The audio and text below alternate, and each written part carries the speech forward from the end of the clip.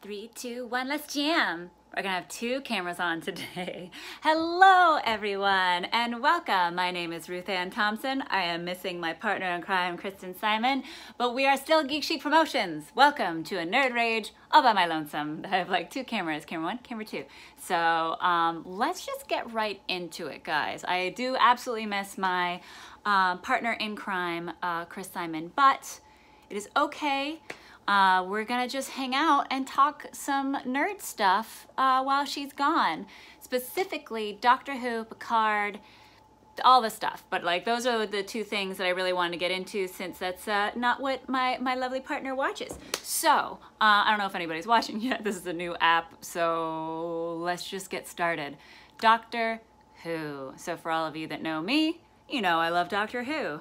I only actually started watching Doctor Who about, I want to say it was like 7 years ago or so. And I started off with New Who, and I fell in love with it right away. Really, I fell in love with Rose first, but then the rest of the show I absolutely adored. I have absolutely loved the first season with Jodie as the new Doctor. I absolutely adored it. This season though, I'd love to hear your guys' opinion, but I have not enjoyed it as much. I feel like they thought they lost viewership or something because of, you know, it being Jodie and it's a little different and, you know, it's not a guy doctor. And I think they thought that if they went to a very like old school flavor of Who, kind of cheesy, kind of fun, that it would bring people back in, but they've just lost everybody. Because I don't know about you guys, again, I haven't seen any comments yet, but for me, this season isn't fun and cheesy. It's just kind of bad writing and really bad like CGI and special effects, and all of the characters kind of lost any growth that they had from the first season. And our Doctor hasn't had like the speech, you know, like the awesome badass, like I'm the Doctor and be scared, you know, like they've kind of turned her into kind of bumbling about it. Hey Pierre, what's up buddy? I just realized I should also open up another tab for YouTube, but I don't think I'm gonna have time for that or enough bandwidth, literally. But yes, so I would love to hear your guys' opinion about the Doctor Who season. I mean, all the characters were so great in the first season. When I say first season, I mean Jodie's first season, the 13th Doctor. That helps anybody out there. Yeah, Pierre. So Pierre just commented, where did the magic for Doctor Who go? I don't know. Like, I just feel like, I have no idea. And this season has been so all over the place. I can't even tell you what's gonna happen. And I feel like we only have 1 episode left, and there's no way that they can actually do a final episode that I could be happy with. Because like, either way, it's going to be severely underwhelming or just not satisfactory, because if you only have 1, oh, did David Tennant said the same thing is what I just saw from YouTube. Yeah, I don't know. And like, it's just so all over the place, and it was great seeing Jack Harkness come back. The Master was super duper forced. I feel like he was trying to be, I can't think of the actor's name who played the Master during David Tennant's run, but it's like he's trying to overact and portray that when we just had a pretty, oh hey Elle, thanks Elle. I don't know, we had such a growth with the Master when his last regeneration as Missy, but like, what happened to that growth? Are we gonna find that out? Who is the timeless child? What is happening? What, like, is it possible that everything that's happened this season is somehow gonna be concluded in this last episode?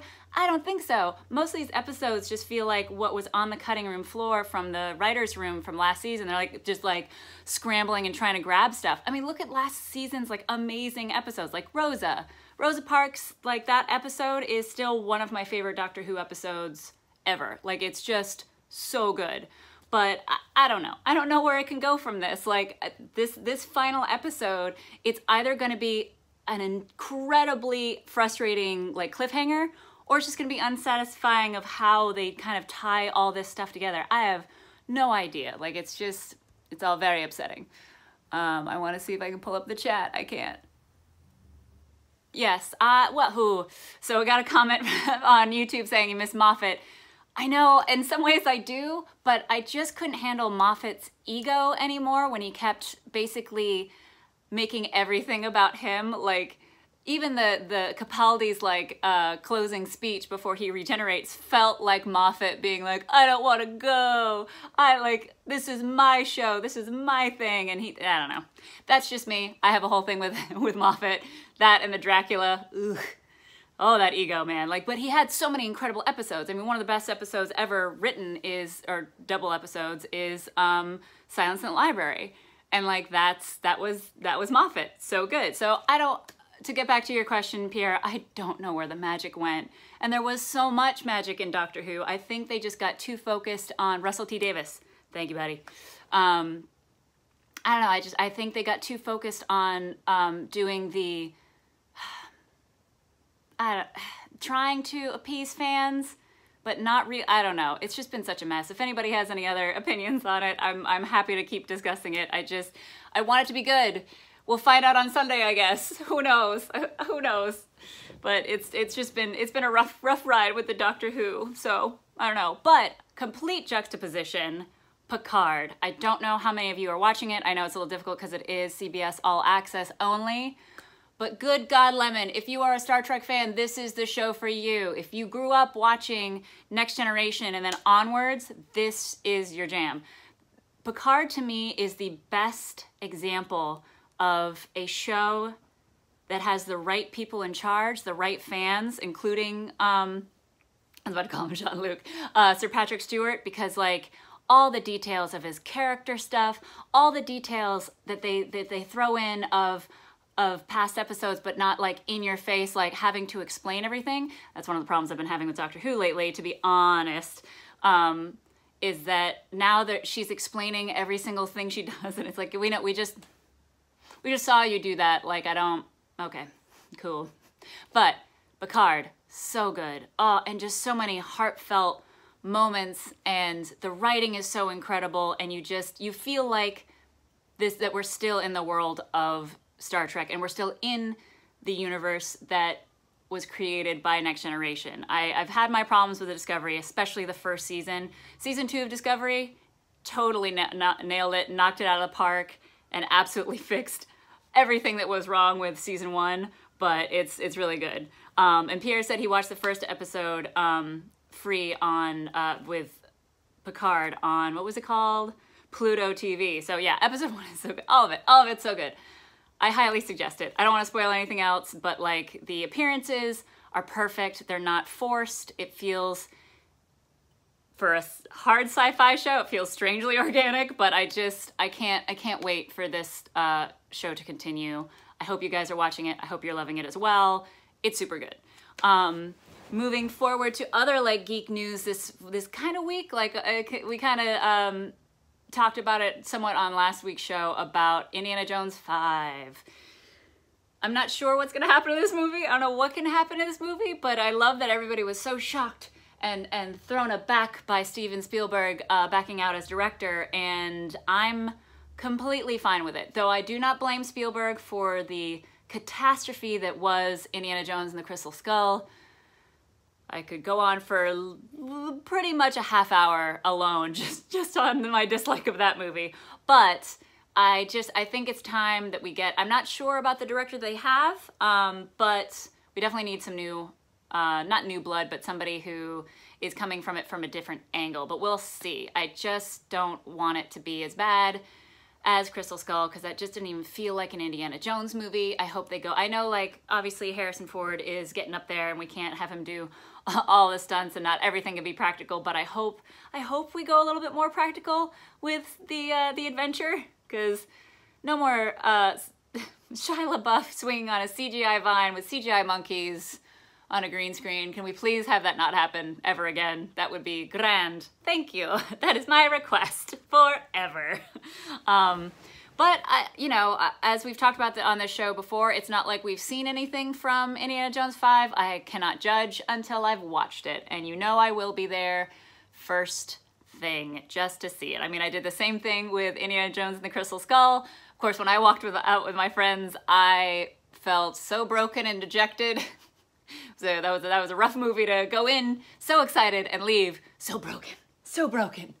Let me see what, oh yeah, and Pierre, to go back talking about Picard, he thinks it could win some Emmy Awards. I very much hope it does. It's so good. Yeah, I really can't suggest Picard enough, and I want more good geek pop culture shows and movies to win awards. I need that. I don't need Suicide Squad to win anymore. Obviously it won't win anymore, but to win any Oscars, that was, even though it was just for costuming and whatnot, or makeup, whatever it was for, not the right people to win. But yes, I really hope that Picard gets the acolytes that it deserves, because it's so good.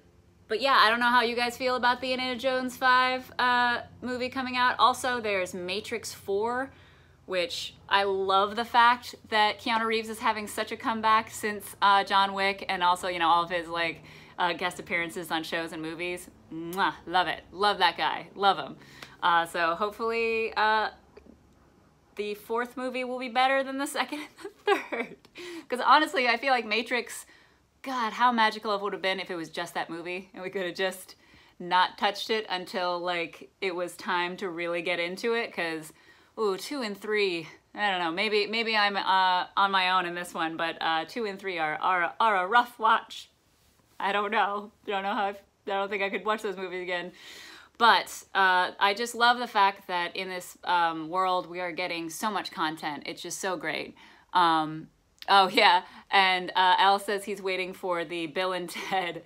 That's right. That's also coming back as well, or did come back. Didn't have already movie already? Yeah.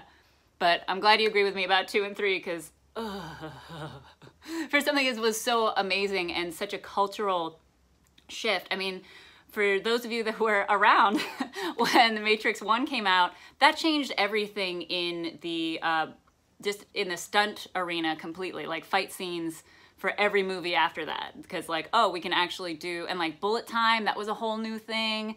Like, whew, that was some groundbreaking stuff.